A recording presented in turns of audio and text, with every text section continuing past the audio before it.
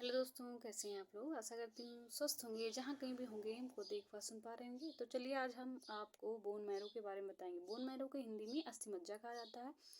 अस्थि मज्जा क्या है? अस्थि मज्जा जो हमारा हड्डी होता है, हमारा शरीर होता है, शरीर में हड्डियाँ होती हैं। जो हड्डियाँ होती हैं उनके बीच में एक खोखला पदार्थ होता है, उसी में अस्थि मज्जा होता है। अब अस्थि मज्जा का कार्य क्या है? ये कितने प्रकार की होती हैं? जो अस्थि मज्जा होती है वो खून का निर्माण करती है। जो अस्थि मज्जा होती है वो दो प्रकार की होती है, रेड बोन मैरो और येलो बोन मैरो। मीन्स लाल अस्थि मज्जा और पीली अस्थि मज्जा। तो अस्थि मज्जा में ही रक्त का निर्माण होता है। जो लाल अस्थि मज्जा होती है वही रक्त का निर्माण करती है, तथा येलो जो होती है वो रक्त का निर्माण नहीं करती। लेकिन एक्सीडेंटल केस में अगर बोन मैरो जो रेड वाली होती है वो डैमेज हो जाए तो रक्त का जो फॉर्मेशन होता है वो येलो वाली करने लगती है।